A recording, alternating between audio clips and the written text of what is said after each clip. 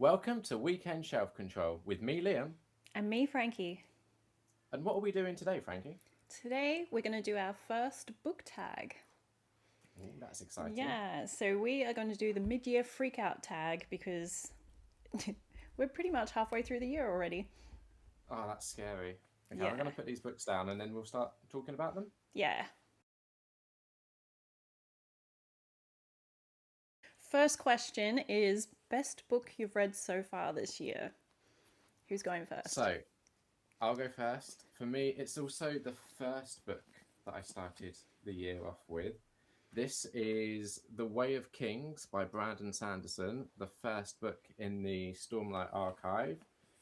It's a big book. I've got a full review on this back when we did our January wrap up.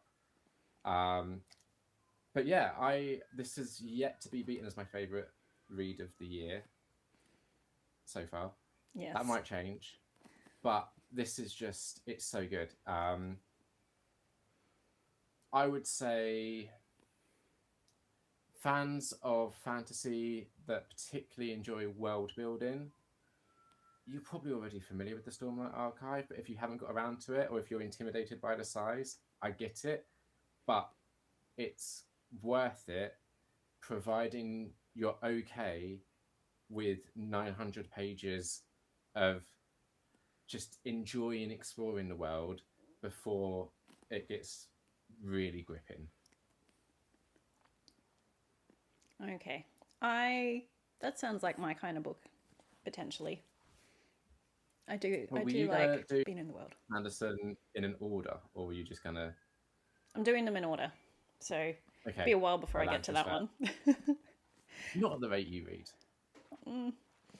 I am picking Angels and Demons by Dan Brown, which was very nearly in one of the other questions. Oh, I should just add, did a bit of a cheat that I'm having a different book for every question. So I have some questions had multiple books, but I was able to put them with other questions to help me make a decision. So yes, this almost went in another question, but I put a different book there. So this is my favorite. Very gripping thriller. I read the second half in a day because I just really wanted to see what was going on. So yes, that's my favorite. So our second question is: what is the best sequel that you've read so far this year? I haven't read many sequels this year. I've actually started more than I have read sequels for, and I have two book twos that were disappointing after the first books. That's So a shame. I'm actually currently reading my favorite sequel, which is Demons of Good and Evil by Kim Harrison. This is book I was going to look this up, 17 or something in her Hollows series. I'm like two-thirds through or something now, and it's very good, like all the other books in the series. So I am having a good time. Good. For me, it's another book that I spoke about quite recently, actually. This is Stephen King's the second Dark Tower book, The Drawing of the Three. Didn't really enjoy the first Dark Tower book, really enjoyed this one. So, this easily, I would say, not only just the best sequel in overall enjoyment, but also the best sequel in how much it has improved from the first to the second. This would be almost impossible to top. So yeah, Drawing of the Three, Stephen King, the second Dark Tower book, best sequel. I can't see this being topped this year, but you never know. Maybe I'll be nicely surprised. Yeah. Okay, next question is a new release you haven't read yet but want to. Okay, so for me, it is the eighth Dungeon Crawler Cole book. This is a parade of horribles. I'm currently reading the sixth, which is The Eye of the Bedlam Bride. Obviously, I'm enjoying it because I've enjoyed all of them so far. This only came out I think last month, and I would love to get caught up with this series by the end of the year, which I think it's two books after the one I'd read, so I think that's doable. So yes, this is it. Okay, I have plenty of books I want to read, but one that I've had for a while that I said I wanted to read as soon as I picked it up is The Red Winter by Cameron Sullivan with a very cool cover. So it's a bit chunky. But the font's reasonably spaced, so hopefully not too much of a long read. But yes, this is definitely one that I need to get to. Okay, so question 4 is the most anticipated release in the second half of the year. Okay, I have two for this, a bit of a cheat. One is a new book coming out, and the other one is a new edition of a book coming out. So, my most anticipated book coming out is King's Ransom by Matthew Riley, which is the second book in his series that I don't know if it has a title, but it's basically Sam Speedman, the detective series, I will call it. So that's coming out later this year. And the other one is a special edition of Daisy Jones and the Six by Taylor Jenkins Reid. And I really love that book, so I'm going to buy a pretty copy of it. Very nice. Mine is also a bit of a cheat because it's not out yet, but I was lucky enough to get an ARC, an advanced reader's copy. It's due out July 10th, which is Very technically soon. the second half of the year. It is The Yellow Suitcase of Demise by Lolly Sparrow. I'll be honest, I'm looking forward to it because maybe I have some bias in it.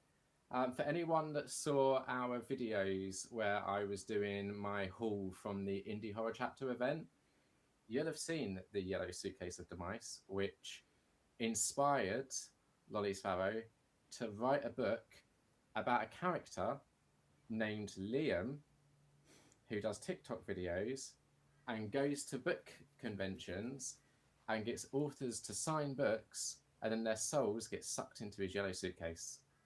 Ah, very intriguing. And from highs to lows with question 5, biggest disappointment of the year so far? So, I have 13 again. Point horror book, various authors. I quite enjoyed the other two point horror collections. I think it's called like 13 Tales of Horror and then 13 More Tales of Horror. I was really looking forward to this one. It's just all of the stories, pretty much with maybe one or two exceptions, are so samey. Like they all follow the same pattern and they all have this downbeat ending where it becomes almost comical because you start a story and you're like, right, I wonder what awful ending this one's going to have. And then you read it and something awful happens and it ends and you go, yeah, thought so. Just no. And also, these are all British authors and it's all set in like Britain and stuff. And that's not what I read point horror for. I read it for the Americana of it. So this was just so disappointing. Mine was not a bad book, but disappointing. Da Vinci Code by Dan Brown, because this is the big famous book. And then when I read Angels and Demons and loved it so much that I just put it as one of my favorites of the year so far.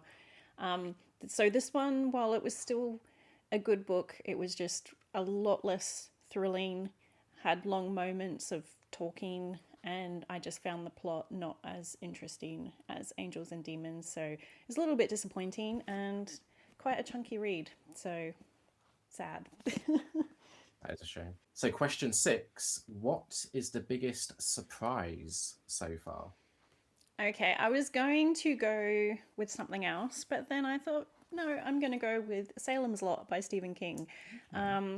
This was a surprise because this was a reread and I rated it quite low the first time I read it. So I was expecting to enjoy it, but, just enjoy it. And instead, I really loved it. So yes, I don't know what past me was thinking, but I was quite surprised and delighted to find that I enjoyed it a lot more this time around. And if you want to see what is it, an hour-long video of Yeah. us talking all about Salem's Lot, you can find that on our channel. Yeah, we'll put the link below too. Yeah. For me, my biggest surprise, and I've got to be careful how I hold this because it's got like all stickers and stuff in it that I haven't taken out yet, because I like to keep them in the books for some reason. But this is Fragments by Katrina Moat. This is a UK indie horror author. Picked this up at one of the events. And I haven't really read a lot of gothic horror, so I didn't really know what to expect going in. But I was heading to an event that I knew Katrina was going to be at, and I wanted to have read one of her books before going to the event. Pick this one. It's super good. This is like a cozy gothic horror, but there's still just a couple of moments that are really just spine chilling. It's not a big read either, so this was a lovely, brilliant little surprise. Question 7, favorite new author. So I had a few contenders for this as well. I've read a few new authors this year. But based on this one book, I am going to go with Pierce Brown because I really enjoyed Red Rising. I imagine I'm going to enjoy future books in this series, so I'm calling it now that he's going to be a new favorite. So we'll see. I have a special edition of that I'm waiting to arrive so I can read it and see what all of the fuss is about. For me, it is Wrath James White. I read The Bug Collector by him. This was my first by him. He's one of those extreme horror authors that is well known within that genre. I mean, this is just such a lovely cover.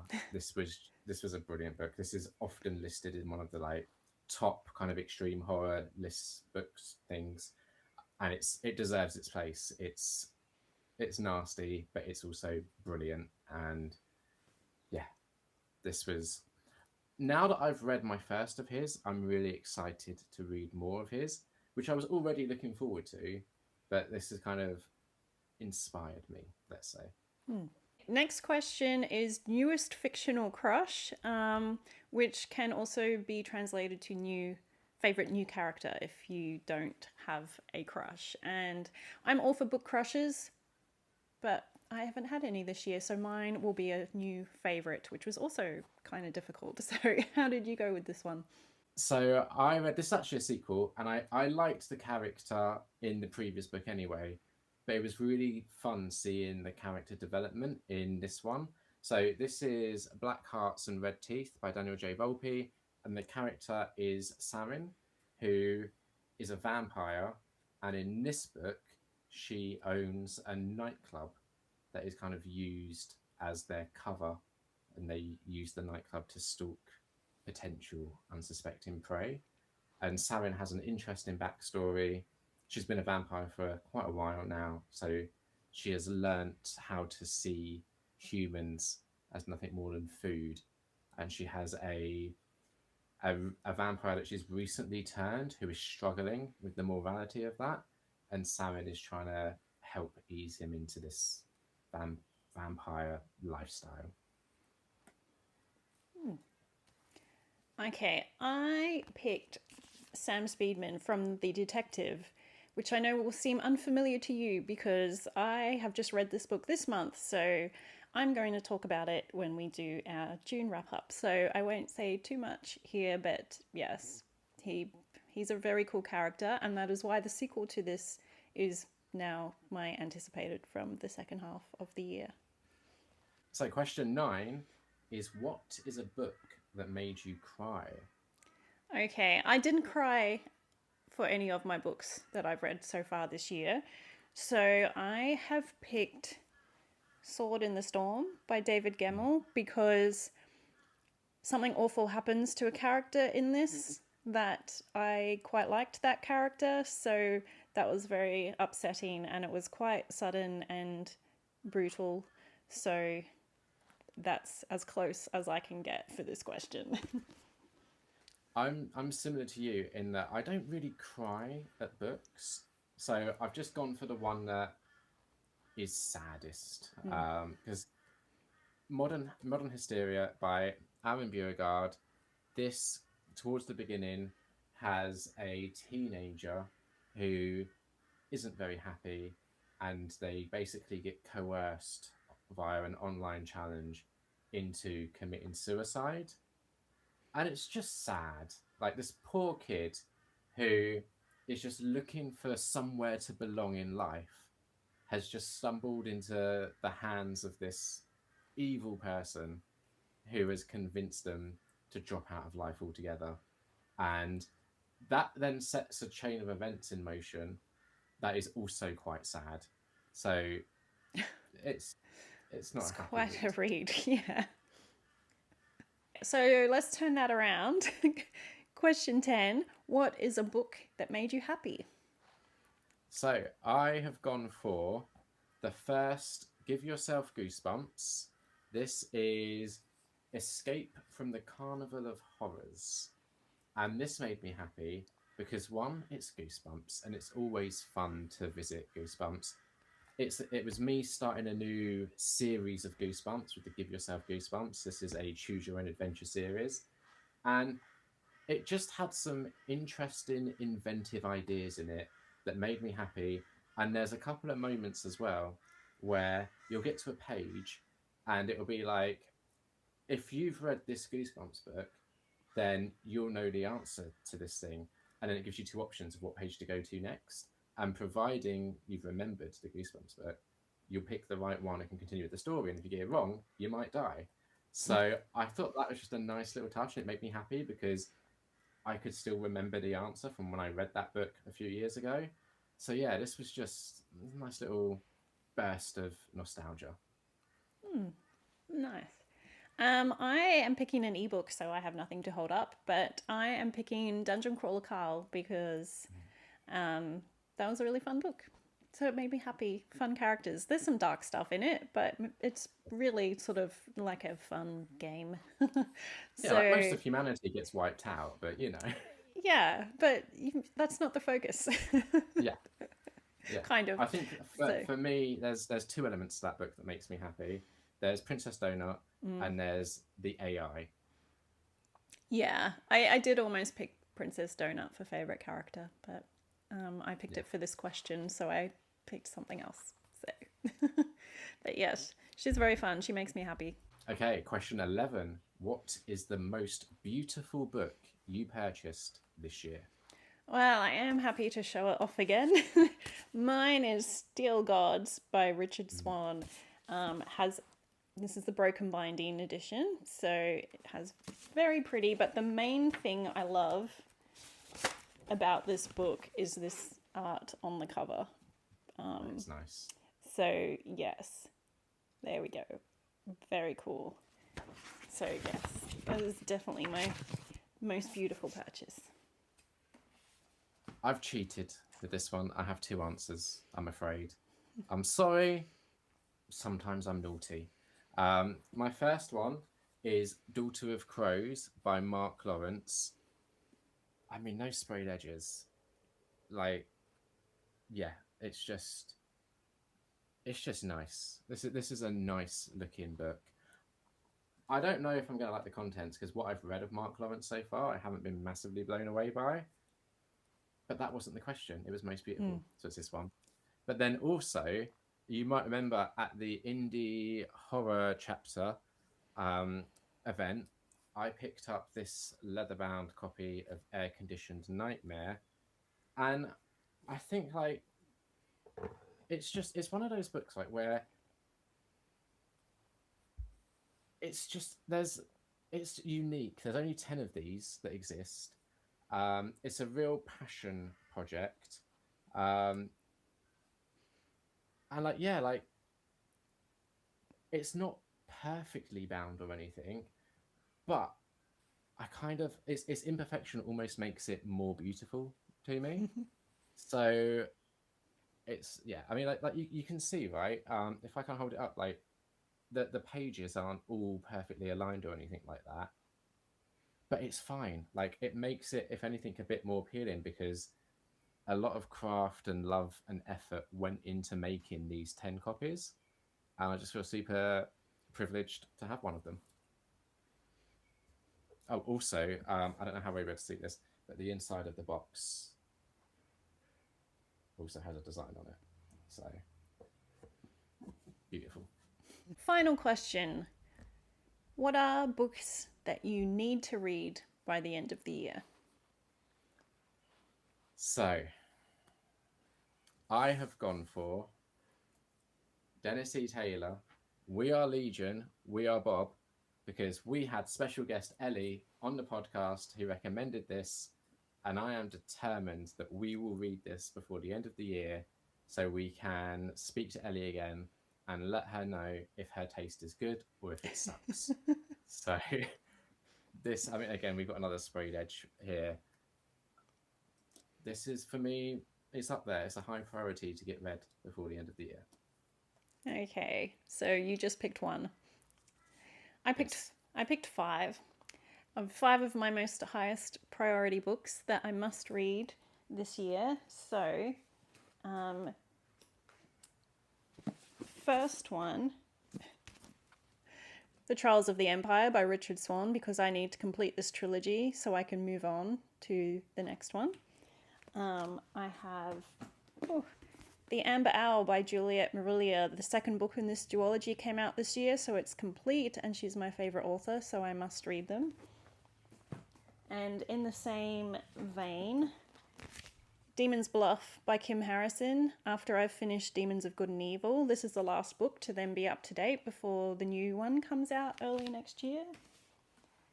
And then the series I say I've been wanting to start for ages, so I've got my Joe Abercrombie and my John Gwynne, so I need to start these, and I want to do it before the end of the year. Yep, I so badly need to hear your thoughts on Joe Abercrombie. I am desperately waiting. Yes, well, I was thinking of doing it this month, and then other things happened, so, but yes, I do hope to get to that very soon. So yes, that's our first half of the year done. Be interesting to see if any of these books will make it into our favourites of the year once we've had 6 more months of reading. I think some of them might. I feel quietly confident. I'm pretty sure The Yellow Suitcase of Demise is going to make its appearance at the end of the year for me. We shall see. All right, that is it. We are out of here to enjoy the rest of our weekend and hopefully do lots of reading.